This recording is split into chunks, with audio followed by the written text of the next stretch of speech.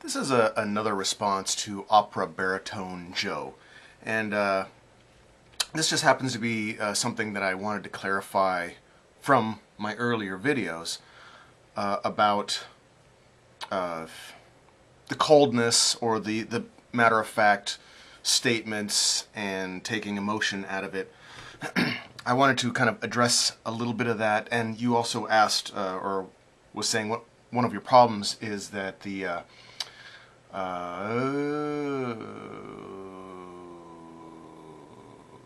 atheists I watch state their opinion like it's the absolute truth. They sound like Christians. Excuse me. So those kind of go a little hand in hand, in my head at least. And the first one I wanted to talk about was the cold stating of facts. When I'm talking about that stuff, I'm actually kind of hashing it out in my own head how it works. So, like a mechanic talking about an engine and how the gears and the linkage and the wiring, and they're talking about the function or how everything is put together and how it works. A lot of times they leave out the feel of the driving experience, the emotion behind the movement of the car and how it works, and the whole visceral feeling of it. And in my videos that I'm talking about relationships and how sex plays a role and how relationships can change, and you need to decide whether you're going to stay or leave depending on how the relationship has changed, is a lot like that scenario. I'm more being the mechanic in my head and explaining how it's set up. Just like mathematics can describe the way a flower looks and why its appearance is like that, it doesn't translate how you feel about the beauty of the flower. So I'm not an emotionless cyborg. I have been with my girlfriend 8.5 years, and we have our ups and downs.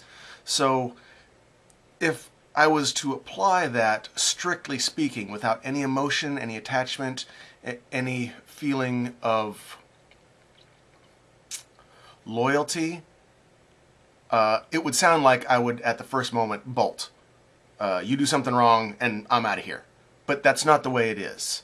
And nobody acts like that on the surface. We are all doing those calculations in the back of our head, subconsciously. And at some point, apparently 50% of the time, or more, depending on your view of the statistics, 50% or more leave from a relationship, a marriage.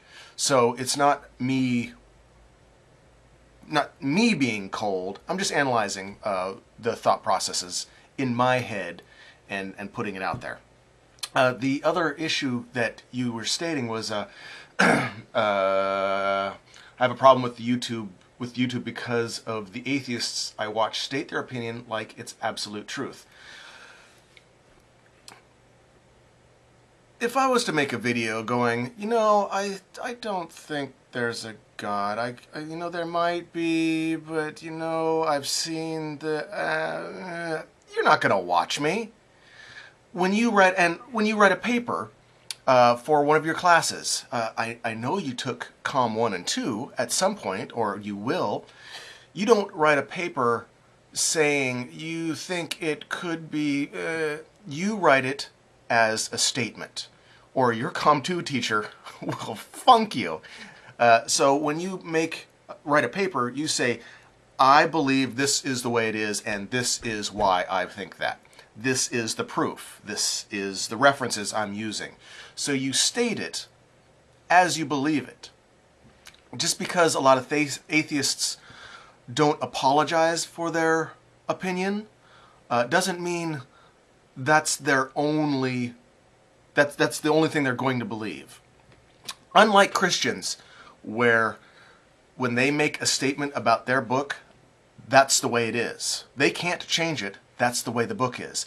Atheists, on the other hand, if you present them, us, with a compelling argument and solid evidence, we will more than likely issue an apology, or simply just then state our new belief as fact. We will incorporate the information and then state that as if we always believed it, even though we know we didn't, and we're just updating our information. So don't think of them as being dicks. It's mostly just how they're presenting themselves on YouTube, and more than likely in real life they would not present it like that. It's a little more conversational. But when you're talking to a camera, and I don't think you have any videos up of you just talking to a camera, it's a different conversation because you don't have any feedback back and forth. It's just you stating your opinions, which makes you sound kind of like a dick. Oh, well, I hope that clarifies a little bit of it, and have a fantastic day.